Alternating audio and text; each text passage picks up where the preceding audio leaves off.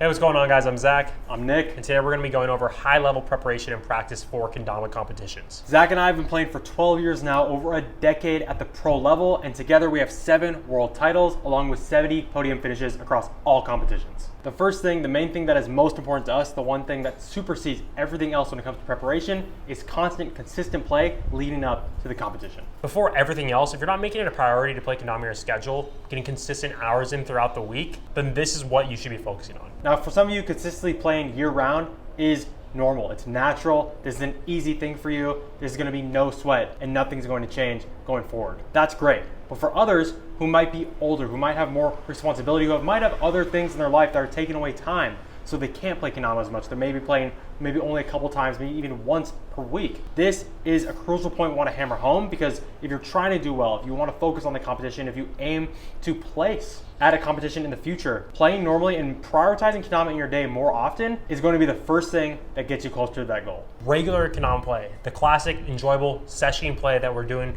either by ourselves in our rooms, outside, or with a group of people.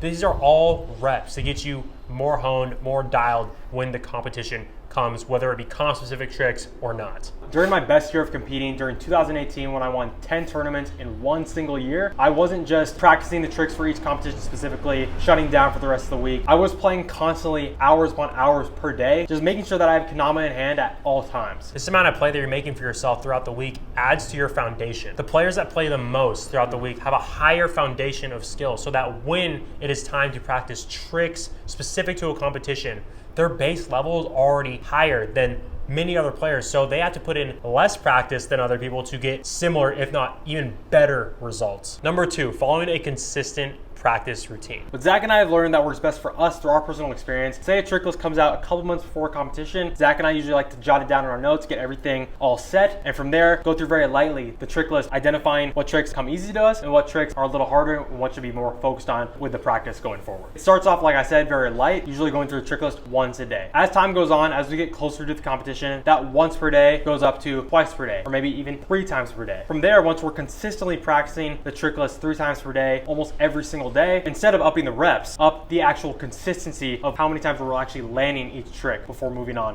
to the next one. It's now once a day, but hitting every trick twice in a row before moving on. It's now twice a day, but hitting every trick 3 times in a row before moving on. Usually for most competitions, Zach and I's baseline standard is going through the tricks at least 1 time a day, but hitting each trick 3 times in a row before moving on to the next. At the end of the day, guys, a single practice method is not going to work for every single Kendama player out there. Some of you guys are going to like to practice one way, while some of you are going to like to practice a different way. Regardless of that, consistency with your routine is key. The best practice routine for an event that a Kendama player can follow, followed inconsistently, once a week, twice a week, will always come second to the worst routine that is followed consistently. Number 3, simulating the competition with mock matches. Most players are only getting out to 2, maybe 3 events max per year. So getting those reps in on a real stage is few and far between. The best way we can get similar feeling competition reps in is to actually simulate the competition itself. Playing against your friends in person, players online, in the same division as you with the same exact tricks, going through open matches, freestyle matches, whatever it may be. This is gonna be your best bet to get as close to that real comp feeling as possible. It's so easy to begin to go through the motions on tricks in a competition trick list. Going through your 100, 200 rep on a certain trick, having to be something you're already pretty comfortable with, and kind of checking yourself out mentally, writing it off as something that, oh yeah, I'm gonna get it anyways. This is one of my good ones. I'm just gonna save my focus for the ones that I know I'm worse at. Having each other to play with, having stakes on the line, our pride on the line, put us back into that focus mode, that 100% focus for every single trick, no matter what it was. Because when you play against somebody, when you simulate a real match, it's like a real match. You don't want to lose a point. With the internet nowadays, it doesn't matter if you're alone or not. Utilizing Instagram, utilizing online communities, whether it be Facebook, Reddit, Discord, Gallery Kendama School, it doesn't really matter which one you choose. Find a practice partner at your relative skill level, go through the tricks with them, simulate a mock match, and you're going to see your consistency rise up. Do this with one person, do this with multiple people, get a group. Every single person's different. It's nice to get your experience up playing different types of players. Make sure they're all in the same division and just practice, practice, practice. These matches will make the real matches on stage feel that much more normal, which will boost your overall comfortability. You can even bring your simulation up to a level where you're playing audio or video of a competition that you're going to from previous years in the background while you practice. For Nick and I, we use the timer by actually playing a screen recorded timer of the Kendama World Cup live stream from previous years. 3,